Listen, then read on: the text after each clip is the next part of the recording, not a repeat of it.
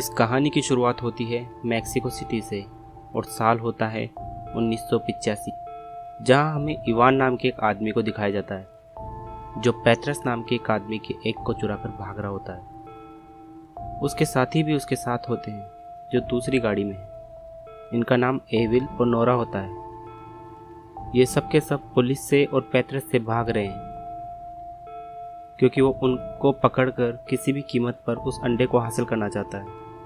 उससे बचने के लिए इवान अपनी गाड़ी को एक टनल के अंदर ले लेता है और एक ब्रिज के अंत तक पहुंच जाता है जहां पर पुलिस ने रास्ता ब्लॉक कर रखा था। वो समझ जाता है कि वो अब बच नहीं सकता, इसलिए ब्रिज से कूदने से पहले वो एवल से कहता है कि अंदर देखना मत भूलना, और इसके बाद वो गाड़ी से ब्रिज के ऊपर कूद जाता है। लेकिन ब्रिज के ऊपर एक बहुत बड़ी क्रेन होती है और एक ब्रीफकेस जिसमें एग है उसके साथ वह क्रेन से ही लटक जाता है। वही हमें एबल और नोरा की कार को भी दिखाया जाता है। उनका फिर एक्सीडेंट हो जाता है। एक्सीडेंट में ये दोनों बच जाते हैं, लेकिन तभी वहां पर बातरस आ जाता है। वो उन दोनों को मार देता है। ऊपर से एवल सब कुछ देख रहा होता है पर लेकिन कुछ नहीं कर पाता है। अब सीन कट होता है और न्यूयॉर्क सिटी को दिखाया जाता है और साल होता है सन 2020 का। वहाँ पर एक आदमी दिखाया जाता है जो बुरे सपनों से जाग जाता है और वो और कोई नहीं बल्कि इवान ही है। ये उसका दूसरा जन्म है, यानी कि उसका पुनर्जन्म हो चुका है। हालांकि वो अपने पिछले जन्म की सारी यादों को याद नहीं कर पाता,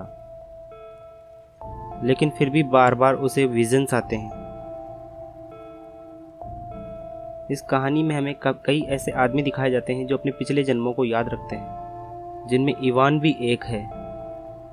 ऐसे लोग दो ग्रुप्स में बटे हुए हैं।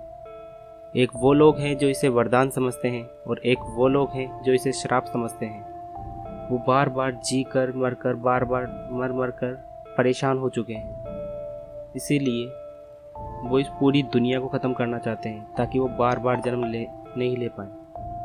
और इनमें बातरस भी एक होता है जो उनका लीडर होता है, इसलिए वो इस दुनिया को ख़त्म करना चाहता है।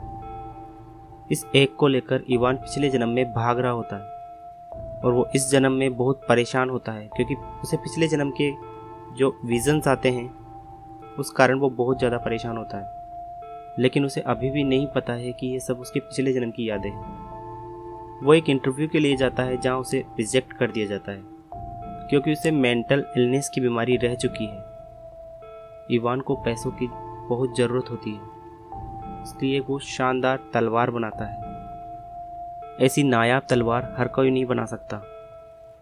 हालांकि इवान ने कभी भी तलवार बनाना नहीं सीखा है, फिर भी वो इस तलवार को बनाकर एक गैंगस्टर के पास उसे बेचने के लिए चला जाता है। वहाँ पर गैंगस्टर उसके बहुत कम पैसे देता है। वहाँ पर जो गैंगस्टर की जो गर्लफ्रेंड होती है वो इस तलवार की बहुत तारीफ़ करती है और इवान की भी काफ़ी तारीफ़ करती है, जिससे गैंगस्टर को बहुत गुस्सा आता है और वो इवान की बनाई हुई तलवार से ही उस लड़की का हाथ काटने वाला होता है। लेकिन इवान उस तलवार को छीनकर उस गैंगस्टर के गले पर लगा देता है और वो उसे कहता है कि वो उसे मार देगा। इवान वहाँ से कैसे भी बचकर भाग जाता है, लेकिन पुलिस भी उसका पीछा करना शुरू कर देती है। जिनसे बचने के लिए इवान एक दीवार पर चढ़ जाता है, पर जब वो दीवार पर होता है तो उसे पिछले जन्म की एक याद आ जाती है। उस पर वह एक बर्फीली चट्टान से एक लड़की को बचा रहा होता है और इस याद को आने के बाद अचानक वो बेहोश होकर नीचे गिर जाता है, जिसके बाद पुलिस उसे अरेस्ट कर लेती है। वो पुलिस कस्टडी में होता है। वहाँ पर उससे एक आदमी मिलने आता है। उस आदमी के पास वो तलवार होती है जो इवान ने खुद बनाई थी। वो इवान को उसके बचपन की बातें बताता है कि कैसे उसे बचपन के अजीब अजीब विजन्स आते हैं। वो इन चीज़ों के लिए कई अजीब अजीब दवाइयाँ और गोलियाँ वगैरह खाता है। वो इवान को कहता है कि तुम्हें अपना पिछला जन्म याद करना होगा और ये जो तुम्हें यादें आते हैं वो तुम्हारे पिछले जन्म की यादें हैं, वो रियल घटना है और वो और कोई नहीं बल्कि पेट्रस होता है, जिसका कि पिछले जन्म में इवान ने एक चुराया होता है। और ये पेट्रस का दूसरा जन्म है, जैसे कि इवान का दूसरा जन्म है। और अब वो उसे उसका पिछला जन्म याद दिलाना चाहता है ताकि वो उसका एक उसे मिल सके, लेकिन वो उसे सब कुछ याद दिला पाता एक गाड़ी तोड़ जेल की दीवार तोड़कर जेल के अंदर आ जाती है। उस गाड़ी में एक लड़की होती है और ये इवान को पैथरस से बचाकर यहाँ से निकल जाती है और अपने साथ ले जाती है। ये साथी इवान के पिछले जन्म की नोरा होती है, जिसका कि कार एक्सीडेंट हो गया था और उसके बाद पैथरस ने उन्हें मार दिया था। इस जन्म में उसका रूप कुछ और होता है, लेकिन उसे पिछले जन्म की सारी बातें और यादें अभी तक याद है। इसीलिए इवान को वो यहाँ से निकाल कर दूसरी जगह ले जाती है, जहाँ पर वो सब लोग रहते हैं जिन्हें अपने पिछले जन्म की यादें याद है। इस जगह को हब कहा जाता है। यहाँ पर सभी लोग ट्रेनिंग कर रहे होते हैं। जब इवान को सब लोग देख रहे होते हैं, तब सब इवान के सामने झुक जाते हैं और मास्टर के रूप में संबोधित करते हैं, क्योंकि वो बहुत बड़ा योद्धा है, क्योंकि उसने पिछले जन्मों में इंसानियत को बचाने के लिए बहुत बड़े काम किए होते हैं। अब यहाँ पर एक रिसर्चर टेक्नोलॉजी की हेड आती है, जो इवान को उसे अपने साथ ले जाती है और उसे बताती है कि इस दुनिया में लगभग यहाँ पर अभी 500 लोग ऐसे हैं जो अपनी पुरानी यादों को जानते हैं, जो अपनी पिछली ज़िंदगी को अभी तक याद रखते हैं। उनमें से पैथरस भी एक होता है, लेकिन वो हजारों सालों से बार बार जन्म लेकर बोर हो चुका है। इसीलिए उसे ये श्राप होता है और अब वो पूरी दुनिया को ख़त्म करना चाहता है, ताकि उसे जीवन मरण के इस चक्कर से इससे मुक्ति मिल सके। इसीलिए उसने पिछले जन्म में एक वायरस बनाया था। ये वायरस इतना खतरनाक होता है कि जो इस दुनिया पर जो चीज़ सांस लेती है वो अपने आप ही ख़त्म हो जाती है। और इससे पहले कि वो इस वायरस को इस दुनिया में फैला पाता, उससे पहले ही इवान ने उस अंडे को चुरा लिया था और उसके बाद इवान की मृत्यु हो गई थी। वो वायरस कहाँ है ये अभी किसी को भी नहीं पता, सिर्फ इवान के अलावा। पर इवान को अभी भी पिछले जन्म की कुछ भी यादें नहीं होती है, इसलिए वो अभी नहीं बता पाता कि वो वायरस कहाँ रखा हुआ है। अब हब में जितने भी लोग हैं वो किसी भी कीमत पर इवान की पुरानी यादों को वापस लाना चाहते हैं। इसीलिए इसने पिछले जन्म में जितनी भी फाइटिंग की थी, जितने भी युद्ध लड़े थे, वो सब के सब उसके सामने लाए जाते हैं ताकि उसे अपने सारे जन्म याद आ सकें। लेकिन बहुत कोशिश करने के बाद भी उसे अपने पिछले जन्म की याद नहीं आती है। यहाँ इवान को इस हब में एक खास चेम्बर के अंदर लेके जाया जाता है, जहाँ पर इवान की पिछले सभी जन्मों की बॉडीज पड़ी होती है, जिसमें उसका पिछले जन्म का भी शरीर होता है। यहाँ पर एक आदमी उसे एक खास तरह की गन दिखाता है और उसे बताता है कि उस गन से वह हमारे बीच की आत्माओं को कैद कर लेता है ताकि वह दोबारा जन्म ना ले। उसके दोस्त एबल की भी आत्मा शायद उसके पास कैद है, जिसने शायद तुमने उसे पिछले जन्म में वो राज बताया था कि कहाँ वो अंडा रखा हुआ है। फिर दूसरे सीन में हमें पैथरस को दिखाया जाता है, जिसे हब का पता चल गया था और वह अपने साथियों को हब के ऊपर हमला करने के लिए भेजता है। वो साथी भी जल्दी यहाँ पर पहुँच जाते हैं और हब के ऊपर हमला करने लग जाते हैं, लेकिन इवान और उसके कुछ साथी उसके साथ किसी भी तरीके से यहाँ से निकल जाते हैं। ये सब एक क्लब में जाते हैं।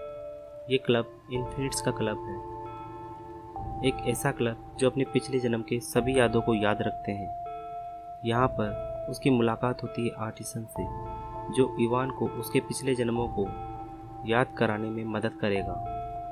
वह इवान को बताता है कि जब भी कोई इंसान अपनी ज़िंदगी के आखिरी पलों में होता है तो उसे अपनी ज़िंदगी की सारी जो भी पुनर्जन्म होते हैं वो सब याद आ जाते हैं। यह आदमी इवान को एक मशीन के अंदर डालना चाहता है, जिसमें जैसे ही धीरे धीरे पानी भरेगा वैसे ही इवान को अपनी पिछले जन्म की यादें आने लगेगी, क्योंकि वो जैसे ही ज़िंदगी और मौत से लड़ेगा तो उसे अपनी ज़िंदगी की वो अंतिम क्षणों में उसे पुराने जन्मों की जितनी भी यादें होगी वो वापस आने लगेगी। हालांकि इवान ऐसा नहीं करना चाहता, पर नोरा कहती है कि हमारे पास इसके अलावा कोई रास्ता नहीं है, जिसके बाद इवान मान जाता है उसे मशीन के अंदर डालकर पानी भरा जाता है। बहुत देर तक भी उसे कुछ भी याद नहीं आता और एक पल ऐसा होता है कि उसकी दिल की धड़कन अचानक बंद हो जाती है। इवान को तुरंत ही मशीन से बाहर निकाला जाता है और ठीक उसी वक्त इवान को अपने पुराने जितने भी जन्म हैं वो सभी याद आ जाते हैं और एक ही दम से वो वापस जागने लगता है। इवान को याद आता है कि वो कैसे एक बहुत बड़ा योद्धा था। उसने कई जंगें लड़ी और उन सभी जंगों को उसे याद कर इस जन्म में पूरी तरीके से याद कर लिया था। अब उसे उसके पिछले जन्म पूरे याद आ चुके हैं। अब नोरा को कहता है कि तुम पहले कहा था कि मेरे अंदर देखना मत भूलना, यानी कि मैंने उस जन्म में उस अंडे को अपने पेट के अंदर डाल दिया था, यानी कि वो एग अब हब में है और मेरी बॉडी के पेट के अंदर वो एग है। पर अब हब पे पैथरस ने चारों तरफ कैमरे लगा रखे हैं। उसने क्लब पे भी वो कैमरे वगैरह लगा रखे होते हैं। वो सब कुछ देख और सुन रहा होता है। उसे पता चल जाता है कि हब में उसकी बॉडी के अंदर वो एग रखा हुआ है। इवान की पिछली बॉडी की पेट में वो एग है जिससे कि इस दुनिया को ख़त्म किया जा सकता है। वो अपने साथियों को इवान की बॉडी को लाने के लिए भेजता है और खुद वो उस क्लब में आ जाता है जहाँ पर इवान मौजूद है। इवान उनके साथियों पर हमला कर देता है, पर उस हमले के अंदर उसका एक साथी भी मर जाता है। पर किसी तरीके से इवान वहाँ क्लब से निकल जाता है। इवान बहुत ज़्यादा जख्मी है, इसलिए वो उसे एक हॉस्पिटल के पास छोड़ता है। अब यहाँ से नोरा निकल जाती है ताकि वो पैथरस और उसके आदमियों को रोक सके। पैथरस के पास उसके पिछले जन्म की वो बॉडी है और वो उस बॉडी से उस एग को निकाल लेता है। उस एग को ब्लास्ट करने के लिए उसके पास एक अत्याधुनिक मशीन होती है जिससे वो उसको ब्लास्ट करके पूरी दुनिया में वो वायरस फैलाएगा। पर अब यहाँ पर नोरा भी पहुँच जाती है।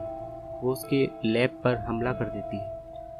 अगले सीन में हमें इवान को दिखाया जाता है जिसे होश आ जाता है। इसके बाद वह नोरा की हेल्प करने के लिए वहाँ से निकल जाता है। नोरा के ऊपर बम से हमला किया जाता है, लेकिन तभी वहाँ पर इवान पहुँच जाता है जो कि नोरा को बचा लेते हैं। और फिर इवान उस लेब के उस हिस्से में जाते हैं जहाँ पर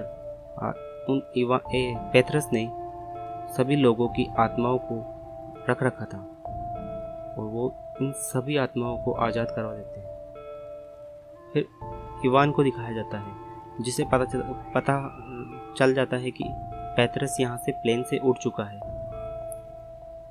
लेकिन वो अपनी बाइक से एक पहाड़ी की चोटी से उसके प्लेन के ऊपर कूद जाता है। कूदने के बाद वह उस जगह पहुँच जाता है जहाँ पर पैथरस है।